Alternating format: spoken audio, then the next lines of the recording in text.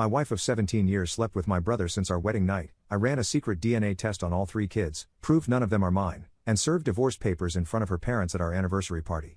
Now she's pregnant by her lover and homeless. I served my wife divorce papers at our 17th anniversary dinner in front of her parents, her sister, my parents, and 24 guests while she was mid-sentence telling everyone how blessed she was to have married her best friend. The papers were in a gift-wrapped box. She opened it thinking it was jewelry. It was a DNA report for all 3 of our children stapled to a divorce petition. None of them are mine. Not one. 17 years. 3 kids. 0 are my blood. The room went from champagne toast to cardiac silence in about 8 seconds. That's how long it took her to read the first page. I know because I counted. My name is Vance Keller. I'm 42. I was married to Sienna Keller for 17 years. I say it was because the divorce was finalized 6 weeks ago. She got nothing. I got everything. And the brother she'd been sleeping with since our wedding night is somewhere in a studio apartment trying to figure out how a man with no job and a pregnant girlfriend is going to survive on $0 in savings and the complete absence of anyone who cares. Let me go back to the beginning. Which isn't when I found out. It's when she started. Our wedding night. June 14, 2008. We got married at 4 p.m. Reception until 11. Hotel suite booked for the night. I carried her across the threshold. We fell asleep at 1 a.m. I woke up at 3 a.m. Sienna wasn't in bed. Her phone wasn't on the nightstand. I figured she was in the bathroom. Went back to sleep. She was next to me when I woke up at 7. 17 years later I found out she spent that hour with my brother Perry in a room 2 floors down. Room 614. Our wedding night. While I slept in a bed we were supposed to share for the first time as husband and wife, she was 2 floors below me with the best man. Perry is 39. 3 years younger than me. We grew up close. Same crew. Same school. Same everything. He was charming in the way that charming people are. The kind where you don't realize the charm is a tool until it's been used on you. Perry was the best man at my wedding. He gave a toast that made my mother cry. He said, "Vance is the kind of man who makes you want to be better. Sienna, you didn't just find a husband. You found the best person I've ever known. I'm proud to call him my brother." 4 hours later he was in room 614 with my bride. I didn't know for 17 years. How do you not know for 17 years? I'll tell you how. You trust. You go to work. You come home. You build a life. You change diapers. You coach soccer. You attend parent-teacher conferences. You work 55-hour weeks to pay for a house and 3 kids and a wife who tells you she loves you every night before bed.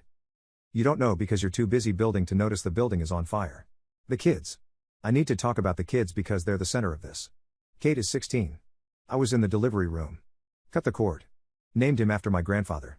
Regan is 13. Premature. 6 weeks early. I slept in a hospital chair for 9 nights next to an incubator. Talked to her through the glass. Told her she was strong. Told her I'd be there when she came out. Jonah is 9. He looks the least like me. People mentioned it over the years. He's darker. Different bone structure. My mother said once, he must take after Sienna's side. I agreed because why wouldn't I? All 3. Every one. Perry's. 16 years of fatherhood. 13 years. 9 years. None of it was real. Biologically. Every birthday party. Every school pickup. Every bedtime story. Every time one of them said dad. None of it was genetically true. I was performing the role of a father for children who belonged to my brother. And he sat at my dinner table every holiday watching me raise them. Here's how I found out. Jonah needed a blood test for a school medical form. Routine. The pediatrician ran the panel and flagged something. Jonah's blood type is AB negative. The rarest type. Less than 1% of the population. My blood type is O positive. Sienna's is A positive. 2 parents with those blood types cannot produce an AB negative child. Impossible. Not unlikely. Impossible. Biology 101. The pediatrician called me. He said, "Mr. Keller, there may be an error on the form. Jonah's blood type doesn't match the parental blood types we have on file. Could you confirm yours and your wife's types?" I confirmed. O positive. A positive. He went quiet. Then he said, "I'd recommend a follow-up. There's a discrepancy that should be addressed." He didn't say what I already knew. He didn't have to. Blood type doesn't lie. And O positive plus A positive doesn't make AB negative. Not in any combination. Not ever. I didn't confront Sienna. I went to a lab. Paid $279 for a DNA test. Swabbed Jonah while he slept. Swabbed myself. Results in 5 business days. Day 6. Email. Results ready. Probability of paternity, 0.00%. I stared at that number for 20 minutes. Then I did what any man in my position would do if he's methodical and patient and very, very angry. I tested the other 2. Kate. Swabbed from a water glass he left on the counter. $279. 0.00%. Regan. Swabbed from her toothbrush. $279. 0.00%. 3 tests. $837 total. 0 matches. Not one of my children is my child. I sat in my truck in the parking lot of the lab and felt the last 17 years reorganize themselves. Every memory. Every milestone. Every I love you, Dad, from a child who wasn't mine. Every holiday where Perry sat across from me eating food I paid for and smiling at kids he'd fathered in secret. I didn't cry. I didn't scream. Something in me went cold. Mechanical. The same way I am on a job site when something goes wrong. Assess the damage. Identify the cause. Build the fix. I called my attorney. A man named Shepard. Curtis Shepard. Done my business contracts for 8 years. Sharp. Direct. No wasted words. I said, Shepard. My wife has been having an affair with my brother. All 3 of my kids aren't mine. DNA confirmed. I need a divorce and I need it planned. He said, planned how? I said, I want to serve her at our anniversary dinner. 6 weeks from now. 24 guests. Her parents. My parents. Everyone who needs to see this. He said, that's aggressive. I said, she's been sleeping with my brother since our wedding night. 17 years. 3 kids that aren't mine.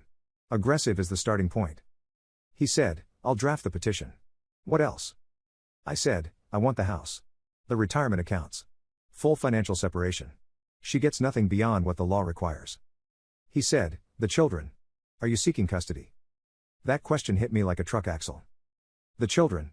The 3 children who aren't mine biologically. Who call me dad. Who I've raised for 16, 13, and 9 years. Who don't know that the man they love isn't their father. I said, I need to think about that. He said, take your time. But not too much. The petition needs to be filed before the dinner. 6 weeks. I had 6 weeks to prepare the end of a 17-year marriage. To plan the detonation. To wrap divorce papers in gift paper and hand them to the woman who'd been lying to me since the first night we were married. During those 6 weeks I did 4 things. 1. I separated finances. Joint savings, $62,000. I withdrew $31,000. My half. New account. New bank. Moved my direct deposit. Moved my business account. Changed every password Sienna had access to. 2. I documented. Phone records. 17 years of cell phone bills. I subpoenaed them through Shepard. The records showed a pattern. Calls to Perry's number. Every week. Sometimes 4 times a week. Text messages that the carrier confirmed but couldn't produce content for. The volume alone told the story. 3,800 calls and texts to Perry in 17 years. 3. I recorded. Not conversations. Evidence. I installed a dashcam in Sienna's car. Legal in our state. The car is in my name. The dashcam captured 3 trips to Perry's apartment in 2 weeks. Average visit, 2 hours 15 minutes. During school hours. While I was at work. While the kids were in class. 4. I planned the anniversary dinner. Our 17th. June 14th. Same date as the wedding. Sienna loves celebrations. I booked a restaurant. 24 guests. Family. Close friends. Her parents drove from 3 hours away. My parents were there. Perry was invited. Because I needed him in the room. The box. I bought a jewelry box. Mahogany. Lined with velvet. The kind you'd put a necklace in. I put the DNA reports inside. All 3. Kate. Regan. Jonah. Each one showing 0.00%. On top of the reports I placed the divorce petition. Wrapped the box in gold paper. Tied it with a ribbon. Anniversary dinner. Saturday. June 14th. 17 years to the day. The restaurant was perfect. Private room. Long table. Candles. Wine. Everyone dressed up. Sienna wore the dress I bought her last Christmas. She looked beautiful. She always looked beautiful. That was never the problem. The dinner lasted 2 hours before I made my move. Toasts were happening. Sienna's father went first. Said he was proud of us. 17 years is a blessing. My mother went next. Said we were the foundation of the family. Then Sienna stood up. Glass in hand. She said, I want to thank everyone for being here. 17 years ago I married my best friend. She looked at me. Eyes shining. He gave me 3 beautiful children, a beautiful home, and a life I never dreamed I'd have. I'm the luckiest woman alive. I waited for her to finish. She sat down. Everyone clapped. I stood up. I said, before we go any further, I have something for Sienna. I picked up the box. Gold paper. Ribbon. Walked around the table. Placed it in front of her. She smiled. She said, Vance. You didn't have to. I said, open it. She untied the ribbon. Pour the paper. Opened the mahogany box. Saw the first page. The DNA report. Cade Keller. Probability of paternity, 0.00%. Her face stopped working. Like someone unplugged her from the inside. She flipped to the second page. Regan. 0.00%. Third page. Jonah. 0.00%. Under the reports. The divorce petition. Filed. Stamped. Ready. The room was watching. 24 people. Her parents. My parents. Perry. Everyone. I said, 17 years. Since our wedding night. Room 614. I know about Perry. I know about all of it. None of those children are mine. Every DNA test came back 0. You've been sleeping with my brother since the first night of our marriage and letting me raise his children while he watched from across the table. Sienna said, Vance. Please. Not here. I said, you did it here. Every holiday. Every dinner. Every time Perry sat in my house and ate my food and played with kids he knew were his. You did it here. In front of everyone. For 17 years. The least you can do is hear the truth in the same room. Her mother stood up. She said, what is this? What's happening? I said, your daughter has been sleeping with my brother Perry for 17 years. Since the night of our wedding. All 3 children are his. I have the DNA tests. They're in the box. Her mother sat back down. Her father didn't move. Didn't blink. Just stared at the tablecloth like it held instructions for what to do when your daughter's marriage explodes in front of you. Perry was at the end of the table. I looked at him. I said, Perry. Anything to say? He stood up. His chair scraped the floor. He said, Vance. It's not what? I said, don't. Don't say it's not what I think.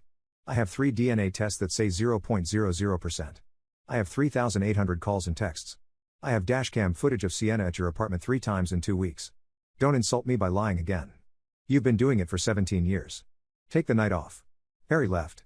Didn't say goodbye. Didn't look at Sienna. Just walked out. The same way cowards leave every room they've destroyed. Quietly. Without cleaning up. My mother was crying. She said, Vance. Is this true? All 3 kids? I said, all 3. 0 match. Perry is the biological father. My father stood up. Walked to me. Put his hand on my shoulder. Didn't say a word. Just stood there. The way fathers do when words aren't enough and presence is all they have. Sienna's parents left 10 minutes later. Didn't speak to me. Didn't speak to Sienna. Just left. Her father put $200 on the table for the meal. Old school. Paid the tab. Walked out. The room cleared in 20 minutes. 24 guests. Most of them hugged me on the way out. 2 of Sienna's friends cried. One of my friends, a guy named Briggs, shook my hand and said, 17 years. You kept it together for 6 weeks knowing this. That's the strongest thing I've ever seen. Sienna was still sitting at the table. Box open. Report spread out. Mascara running. She said, can we talk about this at home? I said, that's not your home anymore. Shepard filed a motion for exclusive possession this morning. You have 72 hours to remove your personal belongings. She said, you can't kick me out of my own house. I said, the house is in my name. Purchased with my income. My down payment. My mortgage payments. You contributed household labor, which the court will consider, but the house stays with me. Shepard already confirmed it. She said, what about the kids? The question I'd been carrying for 6 weeks. The one that kept me up at night. The one Shepard asked me to decide. I said, I'm not abandoning the kids. I raised them. They're mine in every way that matters except biology. But I will not be listed as the biological father on any document. Perry will. He fathered them. He can take financial responsibility. I'll remain their custodial parent until and unless Perry files for custody. Which he won't. Because Perry doesn't finish anything he starts. Sienna said, you're going to tell them. I said, I'm going to tell them the truth. When they're ready. In the right way. With a therapist present. Not in a restaurant. Not in a box. The way it should be done. The way you should have told me 17 years ago instead of letting me raise another man's children while you slept with him every week. She said, I love you. I said, you love what I provide. You love the house. The income. The stability. The man who shows up and builds and doesn't ask questions. That's not love, Sienna. That's infrastructure. And you've been outsourcing the rest to Perry since room 614. I left. Drove home. My home. Sat in the kitchen. The kitchen where I cooked 6,000 meals for children who aren't mine. The kitchen where Sienna called me honey every morning while texting my brother from the bathroom. Shepard called the next morning. He said, Sienna retained an attorney. A woman named Foley. I said, Fast. He said, she's been planning this too. Foley called within 4 hours of the dinner. That means Sienna already had her number. Probably had her on retainer. I said, she had a divorce attorney on retainer while I was planning an anniversary dinner. He said, it appears so. I said, then she knew this was coming. Not the dinner. The end. She knew eventually I'd find out and she'd been preparing. Foley called Shepard. She said, my client wants the house, 50% of retirement, and primary custody of all 3 children. Shepard said, the children are not biologically your client's husbands. DNA proves this. The house is solely in Mr. Keller's name. The retirement accounts are primarily funded by Mr. Keller's income. Your client has been engaged in a 17-year affair with the husband's brother. We have call records, dashcam evidence, and 3 DNA reports showing 0% paternity. What exactly is your client's negotiating position? Foley said, my client maintained the household for 17 years. She raised the children. She contributed to the marriage. Shepard said, she contributed to the marriage by sleeping with his brother and passing off 3 children as his. That's not a contribution. That's fraud. We're prepared to file a paternity fraud claim which in this state carries civil liability. We're also prepared to pursue Perry Keller for 17 years of child support arrears. Would your client like to be a co-defendant in that filing? Foley called back the next day. She said, my client is willing to negotiate. Shepard called me. She wants to negotiate. I said, she gets her clothes. Her car. Her personal savings, which is approximately $4,300. She gets nothing else. The house stays. The retirement stays. Custody remains with me pending Perry's paternity establishment. If she fights, I file the fraud claim and Perry gets served with 17 years of retroactive child support. Foley called back in 3 hours. Client accepts. $4,300. That's what 17 years of lies got her. $4,300 and a black trash bag. The fallout moved fast. Perry's landlord found out through a mutual friend. Didn't renew his lease. Not for legal reasons. For personal ones. The landlord's wife said, I'm not renting to a man who slept with his brother's wife for 17 years. Find somewhere else. Perry moved to a studio apartment 40 minutes away. $950 a month. He makes $2,100 working at an auto body shop.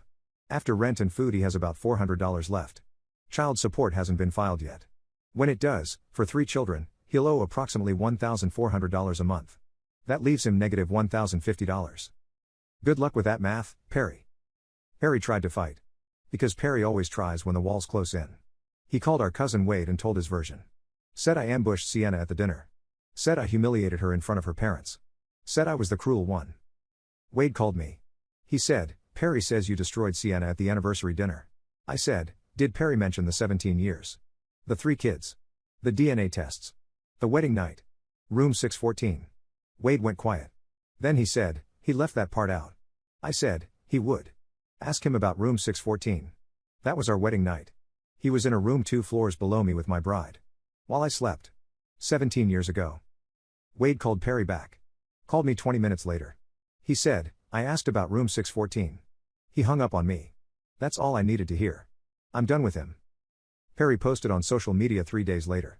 Didn't name me but made it obvious. Said he was going through a difficult time. Said people who judge don't know the full story. Said love is complicated. Briggs screenshot it. Sent it to our group chat. 8 guys. Nobody responded with sympathy. One guy, Devontae, wrote, love isn't complicated. You slept with your brother's wife for 17 years. That's not love. That's a crime scene. Perry deleted the post within 2 hours. But the screenshot exists. Filed it with Shepard. Everything gets filed. Sienna's sister Nadia called me a week after the dinner. She said, I want you to know I had no idea. Sienna never told me. I found out at the same time as everyone else. When she showed up at my door with a suitcase. I said, I believe you. She said, she's not doing well. She sits on the couch all day. Doesn't eat. Barely talks. She's 5 months pregnant and she looks like she's given up. I said, she had 17 years to tell the truth. She could have told me year 1. Year 5. Year 10. She had 6,200 days to choose honesty and she chose my brother instead. Every single day. I don't have sympathy left. I used it all raising kids I thought were mine. Nadia said, what about the kids? They miss her. I said, they can see her. I'm not keeping them from their mother. But she comes to them on my schedule. In my house. Supervised. Until the therapist says otherwise. Nadia said, you're being fair. More fair than she deserves. I said, I'm being fair because the kids didn't do this. They don't deserve to lose their mother because their mother lost their father. That line surprised me when it came out. Because I'd been so cold for so long that saying something compassionate felt like speaking a foreign language. Sienna moved in with her sister. A 2-bedroom apartment. Sleeping on a pull-out couch. The woman who spent 17 years in a 4-bedroom house with a backyard and a kitchen island is now sleeping on a pull-out in her sister's living room. 2 weeks after the dinner, Sienna announced she was pregnant. Again. Perry's. She'd found out 3 weeks before the anniversary dinner and hadn't told me. Another secret. Another baby that isn't mine. Another lie she was planning to bury under the foundation of our marriage. If I hadn't found Jonah's blood test results, she would have had that baby. Would have told me it was mine. Would have added a 4th child to the list of kids I raised for a brother who sat across from me at Thanksgiving and smiled. My parents have been solid. My mother calls every day. My father comes by on Saturdays. They've cut contact with Perry completely. My mother told him, "You're not my son anymore. You are the man who destroyed my son's family for 17 years while eating at my table. Don't call. Don't visit. Don't speak my name." Perry called my father and said, "Dad, please. I made a mistake." My father said, 17 years isn't a mistake. 17 years is a decision you made every single day. 6,200 days of choosing to betray your brother. That's not a mistake. That's a career. Sienna's parents haven't spoken to her since the dinner. Her father sent a text to her sister. It said, "Tell Sienna I paid $200 for that dinner. It was the most expensive meal of my life. And the last one I'll share with her." The kids. This is the hardest part. Cade knows. He's 16. Old enough. I told him with a family therapist present. His face went through about 12 expressions in 30 seconds. He said, "You're still my dad. Right?" I said, "I'm still your dad." He said, "Is Uncle Perry?" He stopped. He said, "Is Uncle Perry my real dad?" I said, "Biologically. Yes. But I raised you. I coached your team. I drove you to school. I built your bed frame. I'm your dad. Perry is a name on a report. I'm the person who showed up." He cried. I held him. 16 years old and finding out his life is a different shape than he thought. Regan and Jonah don't know yet. They're 13 and 9. The therapist said wait. Let them mature. Tell them when the questions start naturally. Don't force it. I'm not forcing it. I'm waiting. The way I waited 6 weeks before the anniversary dinner. Patient. Methodical. Precise. Last week Shepard filed the paternity claim against Perry. 3 children. 17 years of financial support I provided that should have been his responsibility. The filing requests retroactive child support, reimbursement for medical expenses, education costs, and a formal paternity establishment. Perry was served at the auto body shop. In front of his co-workers. He called my number. Blocked. Called Shepard. Shepard's assistant said, "Correspondence only. No phone calls." Perry hired a legal aid attorney. The attorney called Shepard. He said, "My client can't afford retroactive support for 17 years. He makes $2,100 a month." Shepard said, "Your client fathered 3 children over a 17-year period while allowing another man to raise and financially support them. The retroactive claim is based on documented expenses including housing, food, clothing, medical, education, and extracurricular activities. Conservative estimate, $340,000. The legal aid attorney said, $340,000. He can't pay that in 10 lifetimes. Shepard said, then he'll pay what the court orders for the rest of his working life. Welcome to fatherhood, Mr. Keller. It's been waiting for him for 17 years. Sienna is showing now. 5 months pregnant. Living on her sister's pull-out couch. No job. No savings. No husband. No house. Pregnant with the 4th child of a man who makes $2,100 a month and is about to be hit with a $340,000 paternity claim. She texted me once. Through a friend's phone because I blocked her number. She said, "I know I don't deserve forgiveness. But I'm scared. I have nothing. I'm pregnant. Perry won't answer my calls. My parents won't speak to me. I'm sleeping on a couch. I don't know what to do." I didn't respond. Not because I'm cruel. Because every word in that text is a consequence, not a crisis. She's not a victim. She's a woman who lied for 17 years and ran out of people to lie to. Last night I sat in Cade's room. He was doing homework. Regan was watching TV downstairs. Jonah was in bed. I looked at Cade. Same kid I taught to ride a bike. Same kid I drove to his first day of school. Same kid who grabbed my hand crossing the street until he was 7 and then pretended he was too old for it. He's not my blood. I know that now. He's my son. I know that more. My brother slept with my wife since our wedding night. 17 years. 3 kids. 3,800 calls. Room 614. $837 in DNA tests. $4,300 in total settlement. $340,000 in paternity claims. The numbers tell the story. But the one that matters most isn't a dollar amount. It's three. 3 kids who call me dad. 3 kids I chose. 3 kids I'm keeping. Not because biology says so. Because I showed up. Every day. For 17 years. And showing up is something Perry never learned how to do.